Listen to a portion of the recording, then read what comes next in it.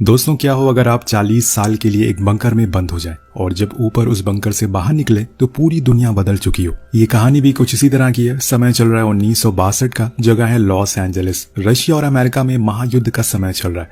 दोनों देश एक दूसरे को अपनी ताकत दिखाने में लगे हुए हैं, लेकिन रशिया ने हाइड्रोजन बॉम्ब तैयार कर लिया है और उसने कई तो इस्तेमाल भी कर लिए, जिसकी वजह से अमेरिका ने अपने साइंटिस्ट पर जोर डालना शुरू कर दिया है। अब उन्हें भी कुछ ऐसा बनाना होगा। अब उसी समय हम एक बड़े नामी साइंटिस्ट डॉक्टर कैल्विन को अपने घर में पार्टी करते हुए देखते हैं, जहां पर कई बड़े बड़े लोग आए हुए हैं। लेकिन तभी टीवी पर उस समय के अमेरिकन प्रेसिडेंट कैनेडी एक प्रेस कॉन्फ्रेंस करते हैं और सभी अमेरिकन को बताते हैं कि उसने भी परमाणु हथियार बना लिया है और अब वो रशिया का मुंह तोड़ जवाब दे सकते हैं। लेकिन डॉक्टर कैल्विन कहीं न कहीं इस बात से डरे हुए थे कि अगर दोनों देश एक दूसरे के ऊपर परमाणु बम गिरा देंगे तो उनके परिवार को बहुत नुकसान पहुंचेगा और क्या पता वो जिंदा भी ना बचे। इसलिए वो फौरन सभी लोगों को अपने अपने घर जाने के लिए कह देते, क्योंकि उन्हें अब फौरन कुछ करना पड़ेगा। और अब वो अपनी पत्नी क्लारा को लेकर पहले से बनाए हुए एक बंकर में चले जाते, क्योंकि उन्हें इस बात का पहले से अंदेशा था कि जरूर कभी न कभी परमाणु युद्ध होकर रहेगा, इसलिए उन्हें यह बंकर पहले से बना रखा था। वहीं दूसरी ओर हम आसमान में एक प्लेन को उड़ते हुए देखते हैं जो रशिया के ऊपर हमला करने के लिए जा रहा है, लेकिन तभी उसमें कुछ पंछियां आगे टकरा जाती हैं, जिससे कि उसका इंजन फेल हो जाता है और पायलट को मजबूरन इंजेक्ट करना पड़ता है। वो प्लेन को छोड़ देता है और वो प्लेन आकर किसी और के घर नहीं बल्कि डॉक्टर के घर पर ही गिरता है।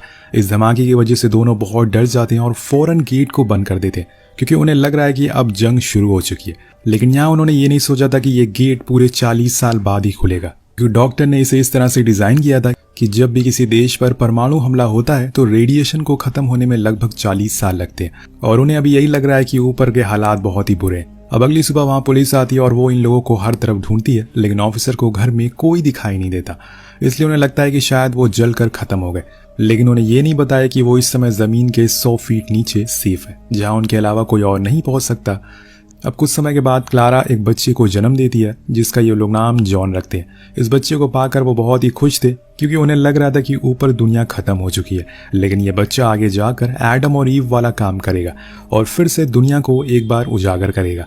लेकिन वहीं ऊपर हम कुछ सालों बाद एक रेस्टोरेंट को खुलते हुए देखते हैं, जिसकी खुदाई पे उन्हें जमीन के नीचे एक स्टील प्लेट मिलती है, जो इसी बंकर की छत होती है। वो जेसीबी से उसे खुदवाते हैं, लेकिन वो छत इतनी मजबूत थी कि उसे कुछ नहीं होता। लेकिन उस झटके को डॉक्टर नीचे महसूस कर सकता था। या उन्होंने आने वाले 40 सालों के लिए सारे इंतजाम पहले से ही कर रखे थे, ताकि वो आराम से रह सके। जैसे कि उन्होंने खाने पीने के सामानों को स्टोर करके रखा था, पेड़ भी लगाए हुए थे जिसमें से उन्हें हर सीजन कुछ न कुछ फल सब्जियां मिलती थी।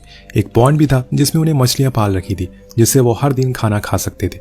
ऐसे ही कई दिन बीत जाते हैं और देखते ही देखते 10 साल निकल जाते हैं। ऊपर जो रेस्टोरेंट था वो अब बंद हो चुका था और उसकी जगह एक बार खुल जाता है। यहाँ नीचे जॉन भी धीरे धीरे बड़ा होता जा रहा था और उसे डॉक्टर हर चीज सिखाते हैं, जैसे कि साइंस ट्रेनिंग, ताकि वो जब यहाँ से बाहर निकले तो अच्छे से सरवाइव कर सके और एक नई दुनिया का राजा बन सके। एक दिन डॉक्टर उसे कुछ कार्ड ला कर देते हैं जो बेसबॉल प्लेयर के होते हैं, और ये भी उनसे आज से तकरीबन 15 साल पहले के थे। अब उस बंकर में एक लॉन भी होता है जिसमें ये लोग खेल सकते थे और एक क्वालिटी टाइम स्पेंड कर सकते थे। ऐसे ही देखते देखते जॉन 24 साल का हो जाता है। वो अपने जन्मदिन पर एक ऐसा गिफ्ट मांगता है जिसे सभी लोग चौंक जाते हैं। वो कहता है कि मुझे एक चौथा इंसान चाहिए, क्योंकि मैं आप सभी का चेहरा देख देख कर थक चुका हूँ। तो उसके डैड कहते हैं कि ठीक है, लेकिन तुम्हें उसके लिए अभी 2 साल इंतजार करना होगा। लेकिन यहाँ डॉक्टर और क्लारा को इस बात का भी डर था कि अगर उस बंकर का गेट में कोई दिक्कत आ गई और अगर वो अपने आप ना खुला तो वो हमेशा के लिए यहीं पर बंद हो जाएंगे। अब 1995 का साल आता है। ये वही साल है जब इन्हें यहाँ पर बंद हुए पूरे 35 साल बीत जाते हैं, पर किसी को भी आज की डेट याद नहीं है, इसलिए सभी सो जाते हैं। और तभी अचानक से गेट से पानी लीक होने लगता है और धीरे धीरे करके वो ओपन हो जाता है। सभी लोग जाग जाते हैं और डॉक्टर फौरन जाकर गेट के हैंडल को घुमाते हैं और वो बिना किसी दिक्कत के खुल जाता है। दोनों ही बहुत खुश थे, क्योंकि उन्होंने इस पल के लिए पूरे 40 साल का इंतजार किया था। पर यहाँ जॉन को कुछ समझ नहीं आता कि असल में ये सब हो क्या रहा है। तब डॉक्टर कहते हैं कि हमें इस समय ऊपर नहीं जाना चाहिए, हम रात का वेट करेंगे। इसलिए वो अंधेरा होने का इंतजार करने लगते हैं। ऊपर हम उस बार को देखते हैं जो अब कई नशीड़ियों का अड्डा बन चुका था। चारों तरफ बर्बादी थी और कुछ नहीं। हम एक होमलेस आदमी को भी देखते हैं जिसका ये किसी जमाने में बार हुआ करता था, और इसी समय वहां की जमीन हिलना शुरू हो जाती है। उन्हें लगता है कि शायद भूकंप आ गया, लेकिन तभी लिफ्ट से डॉक्टर ऊपर आता है और वो भी पूरे रेडिएशन सूट के साथ। ऐसे में उन्हें वो देखकर समझते हैं कि शायद वो कोई गॉड है, और इसलिए वो भी बेहोश हो जाता है। लेकिन यहाँ डॉक्टर अपने घर के बैकयार्ड को देखकर हैरान थे, क्योंकि अब वो पहले जैसा नहीं रहा। हम देख पाते हैं कि अमेरिका पूरी तरह से बदल चुका है। जैसे कि हम लोग जानते हैं कि साल 1995 के दौरान अमेरिका में बहुत ही ज्यादा गरीबी आ गई थी। यहाँ भी हमें वही दिखाने की कोशिश की गई है। डॉक्टर थोड़ा और आगे जाते हैं और उन्हें रोड पे बस हर तरफ चोरी चकारी नशेड़ी लोग दिखाई देते हैं। लोग चलते फिरते लोगों को मार रहे थे और उन्हें लूट रहे थे। ये सब देखकर वो हैरान हो जाते हैं और फौरन भागते हुए बंकर में आ जाते हैं और अपनी फैमिली को बताते हैं कि ऊपर पहले जैसा अब कुछ नहीं रहा। ये वो दुनिया नहीं है जहां पर हम रहा करते थे, इसलिए अब हमें यहीं पे रहना होगा। लेकिन जूली इस बात को मानने से इनकार कर देती है और बाहर जाने को बोलती है, पर तभी डॉक्टर को स्ट्रोक आ जाता है और वो वहीं बेहोश हो जाते हैं। तब जूली जॉन को अपने पास बुलाती है और उन्हें ऊपर जाने को कहती है, क्योंकि अब उनके पास खाने को ज्यादा कुछ नहीं है, क्योंकि जॉन ने जो 40 साल के लिए सामान रखा था वो अब समय के साथ खत्म हो गया। इसलिए उन्हें कुछ खाने का जुगाड़ करना ही होगा। इसलिए वो उसे सब कुछ समझाती है कि वहां पर किसी से भी दोस्ती मत करना, किसी को अपने पैसे मत देना, ना किसी अनजान जगह पर रहना। अब जॉन काफी एक्साइटेड होता है क्योंकि वो जब से पैदा हुआ है तब से यहीं पर था और बाहर की दुनिया उसके लिए बिल्कुल अलग होने वाली है। अब इसके बाद वो उसके डैड उसे बुलाते हैं और बताते हैं कि जब तुम ऊपर जाओ तो वहां पर एक अडल्ट स्टोर बुक नाम की स्टोर है, उसके सामने मत जाना, क्योंकि वहां एक जहरीली गैस है जो सभी को मार देती है। अब वो फाइनली लिफ्ट से ऊपर जाते, उसके साथ एक सूटकेस था जिसमें बहुत सारे पैसे भी थे। पर यहाँ वो होमलेस एक बार फिर से उसे देख लेता और इस बार वो उसके सामने झुक जाता और कहता है कि मैंने जो भी गलती करी है मैं उसके लिए माफी मांगता हूँ, गॉड मुझे माफ कर दो। उसे लग रहा था कि जॉन गॉड के रूप में धरती के ऊपर आया है, क्योंकि कुछ दिन पहले उसने डॉक्टर को देखा था और ये गॉड का नया अवतार है। तो जॉन कहता है कि ठीक है, घबराओ मत, सब कुछ ठीक हो जाएगा। इसके बाद वो फाइनली बाहर की दुनिया में एंटर करता है और आसमान की तरफ देखकर चिल्लाना शुरू कर देता है, क्योंकि उसने आसमान को पहली बार देखा था। सभी लोग उसकी ऐसी हरकत देखकर हैरान थे कि आखिर वो कर क्या रहा है, पर उन्हें ये नहीं पता था कि वो कहाँ से आया। अब इसके बाद वो अडल्ट बुक स्टोर के सामने से गुजरता है और वहां पर खड़े सारे लोगों को भगा देता है, क्योंकि जैसे कि उसके डैड ने बताया था यहाँ पर खड़े रहने से मौत हो जाती है। उसने तो लोगों की भलाई के लिए किया था। अब यहाँ से वो आगे बढ़ता है और बस पर बैठता है और वहां भी सभी से अजीब अजीब सवाल करता है, की वजह से सभी लोग उस पर हंसते हैं क्योंकि उन्हें लगता है कि शायद वो पागल है। अब वो सीधा जनरल स्टोर पहुंचता है जहां पर सामानों को लेने के लिए जो उसकी मॉम ने बताए थे। सभी सामान को लेने के बाद जब वो बिल काउंटर पर पहुंचता है तो उसे पता चलता है कि उसके पैसे तो कम पड़ रहे हैं, लेकिन वो कैशियर कहता है कि आपने ज्यादा पैसों का सामान लिया है, इसलिए हम इसे खुद आपके घर तक छोड़ कर आएंगे। और तभी उसे याद आता है कि उसे अपने घर का एड्रेस तो पता ही नहीं है। वो अपना सारा सामान, सारे पैसे वहीं छोड़कर घर को ढूंढने के लिए निकल जाता है, लेकिन काफी रात हो जाती है और उसे वो घर मिलता ही नहीं है जहाँ वो रहता था, यानी कि वो बंकर। अब ऐसे ही घूमते घूमते उसे एक पॉन शॉप दिखाई देती है जहां पर वो सोचता है कि क्यों ना वो बेसबॉल कार्ड्स को बेच दे जिसके बदले में उसे कुछ पैसे मिल सके। इसलिए वो वहां जाकर उस बंदे को दिखाता है और वो उन्हें देखकर शॉक था, क्योंकि वो बहुत ही पुराने थे और इनकी बहुत ज्यादा कीमत थी। पर जॉन उसके बदले में बस $500 ही लेता है, क्योंकि उसे उन कार्ड की असली वैल्यू पता नहीं होती। लेकिन तभी वहां एंजेलिना नाम की लड़की आती है जो वही काम करती थी। वो उसे बताती है कि इसकी वैल्यू $3000 है। अब ये सुनकर वो हैरान था। अब एंजेलिना की ये बात सुनकर उसका मालिक उसे जॉब से निकाल देता है, लेकिन जॉन को उसकी ईमानदारी काफी अच्छी लगती है, इसलिए वो उससे पहली नजर में ही प्यार करने लग गया था, क्योंकि वो उसकी मॉम जैसी दिखती थी। अब जॉन उसे अपनी परेशानी के बारे में बताता है कि वो खो गया है और उसे अपना घर मिल नहीं रहा है, लेकिन वो उसकी बातों पर यकीन नहीं करती क्योंकि जॉन काफी बड़ा है और ऐसे में कोई कैसे खो सकता है। तो वो कहता है कि यही सच है, अगर तुम मुझे किसी होटल में छोड़ दो तो मैं तुम्हें एक कार्ड दे सकता हूँ।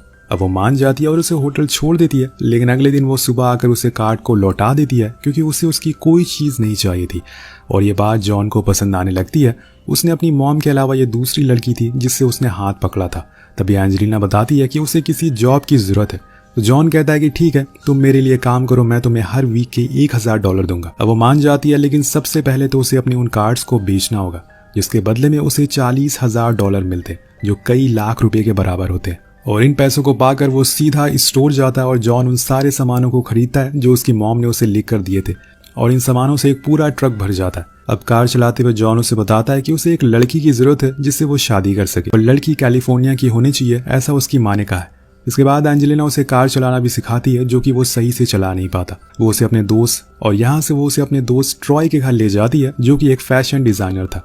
दरअसल एंजेलिना चाहती थी कि जॉन का फैशन थोड़ा चेंज हो सके, तभी उसे कोई लड़की मिलेगी, इसलिए वो लोग मिलकर शॉपिंग करते हैं। और वहीं दूसरी ओर हम जूली को देखते हैं, जो परेशान है क्योंकि कई दिनों से जॉन वापस नहीं आया। इसलिए वो एक रात लिफ्ट से ऊपर जाती है जहां वो होमलेस आदमी प्रे कर रहा था और अपने लोगों के साथ होता है। तभी जूली जमीन से बाहर निकलती है और ये देखकर सभी हैरान थे। तो वो होमलेस आदमी पूछता है कि आप कौन है। वो कहती है कि मैं माँ हूँ। तो सभी लोग उसकी तरफ देखकर माँ माँ कहने लगते हैं। वो समझ रहे थे कि ये मदर मैरी है। अब उनसे डर कर वो फिर से नीचे चली जाती है। उधर जॉन अब नई नई चीजों को एक्सपीरियंस करना शुरू कर देता है, जैसे कि उसने आज कई सालों के बाद पहली बार खुले आसमान के नीचे स्केटिंग की थी। उसके बाद वो समुद्र में भी गया और सबसे बड़ी बात, वो पहली बार बारिश को महसूस करता है, जो उसके लिए एकदम अलग अनुभव होता है। यहाँ उसकी ऐसी हरकतों को देखकर एंजेलिना को थोड़ा अजीब लगता है। कभी कभी तो उसे सच में लगता है कि जॉन पागल है। और एक दिन वो उसके लिए लड़की ढूंढने वाला काम करती है, उसे एक क्लब में ले जाती है जहाँ पर जॉन को एक लड़की पसंद भी आ जाती है। लेकिन जब वो उसे बात करने लगता है तो एंजेलिना थोड़ा अजीब सा बिहेव करना शुरू कर देती है, जिस वजह से जॉन वहां से जाकर डांस फ्लोर पर डांस करना शुरू कर देता है और उसे देखकर सभी लड़की उसे पसंद करने लगती है। और ये देखकर एंजेलिना को जलन होना शुरू हो जाती है। वो अपने एक्स के पास चली जाती है, लेकिन उसे अपने एक्स के पास देखकर जॉन को जलन होने लगती है। यानी कि यहाँ पर पूरा करण जौहर की स्टूडेंट ऑफ द ईयर चल रही थी। वेल अब ऐसे ही चलता है और जॉन गुस्से में आकर उसे एक्स को मार देता है, जिसकी वजह से एंजेलिना उसे छोड़कर पार्टी से बाहर आ जाती है। लेकिन जब वो घर पहुंचती है तो उसे वहां कहीं भी जॉन दिखाई नहीं देता। उसे लग रहा था कि वो फिर से खो गया है, इसलिए वो उसे ढूंढने के लिए बाहर जाती है। पर उसकी किस्मत अच्छी होती है, वहां उसे जॉन मिल जाता है। लेकिन इसी चक्कर में उसके घुटनों में चोट लग जाती है, तो जॉन उसे उठाकर घर में लाता है और उसका इलाज करता है। अब उसकी ऐसी केयरिंग चीजों को देखकर एंजेलिना उसके अपने प्यार का इजहार करती है। यहाँ जॉन भी उसे सच बता देता है कि वो और उसके पेरेंट असल में पिछले 40 सालों से एक बंकर में रह रहे हैं और वो शादी के बाद भी उसके साथ ही उस बंकर में रहना चाहता है, और इसीलिए वो उसे होटल में ले जाकर छोड़ देती है। लेकिन अगले दिन जॉन उस जगह को ढूंढ लेता है जहां पर उसका बंकर था। वो एंजेलिना के पास आकर उसे बताता है। अब अगले दिन वो एंजेलिना के पास आता है, पर वो उसे बताती है कि उसने उसके लिए एक साइकियाट्रिस्ट को बुला रखा है ताकि वो उसका इलाज कर सके। इसलिए जॉन वहां से भाग जाता है और उसने कहता है कि वो उसके होटल का बिल चुका दे। अब ड्राइव करके वो अपने बंकर तक पहुंच जाता है और उसके मॉम डैड देखकर बहुत ही खुश होते हैं। लेकिन यहाँ जब एंजेलिना और ट्रॉय उस होटल रूम में जाते हैं जहाँ पर जॉन रहता था, तो वो हैरान हो जाते हैं क्योंकि वहाँ उन्हें कुछ स्टॉक मिलते हैं जिसकी आज के समय में कीमत $1 मिलियन में होती है। और इन सभी चीज़ों को देखकर एंजेलिना को यकीन हो जाता है कि जॉन सच कह रहा था, वो 40 सालों से एक बंकर में रह रहा है। उधर दूसरी ओर हम जॉन को देखते हैं जो उसी होमलेस आदमी से मदद मांगता है अपने सामानों को उतारने के लिए। उधर जब एंजेलिना घर जा रही होती है, वो पूरी तरह से उदास थी क्योंकि उसने जॉन को फिर से खो दिया। लेकिन तभी रास्ते में उसे वो दिख जाता है और वो भागते हुए उसके पास जाती है और उसे गले से लगा लेती है। अब वो उसे अपने साथ अपने बंकर में लेकर जाता है, अपने मॉम डैड से मिलवाता है। यहाँ हम देखते हैं कि डॉक्टर ने अब 10 साल के लिए गेट को लॉक करने का इरादा बना लिया था, लेकिन यहाँ पे एंजेलिना अब उनके साथ ही रहने लग गई थी, इसलिए वो अपना इरादा बदल लेते हैं। कुछ दिनों बाद वो अपने डैड के पास जाता है और उनसे कहता है कि मुझे आप बस 2 महीनों का टाइम दो, मैं ऊपर जाकर सब कुछ ठीक कर दूंगा। उसके डैड मान जाते हैं और फिर वो एंजेलिना के साथ ऊपर जाकर उन स्टॉक को बेच देता है और जो भी पैसे उसे मिलते हैं उससे एक नया घर बनवाता है जो कि हूबहू उनके पहले घर जैसा था, और फिर अपने मॉम डैड को सरप्राइज देता है। उसके पेरेंट्स वो घर देखकर बहुत ही ज्यादा इमोशनल हो जाते हैं और खुश भी। या आज के ज़माने की टेक्नोलॉजी को देखकर उसके डैड बहुत ही ज़्यादा हैरान थे। तब जॉन उन्हें बताता है कि डैड, हमारे घर के ऊपर कोई परमाणु बम नहीं गिरा था, ना ही किसी तरह की कोई जंग हुई थी। मैंने सारे पुराने अखबारों में पढ़ लिया है, ऐसा कुछ नहीं हुआ था। उसके डैड पूछते हैं कि क्या रशिया ने हार मान ली। वो उन्हें समझाता है कि कभी जंग हुई नहीं थी तो रशिया हार कैसे मानेगा। लेकिन उसके डैड को अभी भी यकीन नहीं है, इसलिए वो कुछ अजीब हरकतें करने लगते हैं और उन्हें ये करते हुए एंजेलिना देख लेती है और उसे भी कुछ समझ नहीं आता। वेल, इसी के साथ ये कहानी यहीं खत्म हो जाती है। तो दोस्तों, आपको क्या लगता है कि अगर आप किसी भी ऐसी सिचुएशन में फंस जाते हैं तो सबसे पहले क्या करेंगे? क्या आप भी ऐसा ही कोई बंकर बनाएंगे? इस सवाल के साथ ये कहानी का अंत हो जाता है।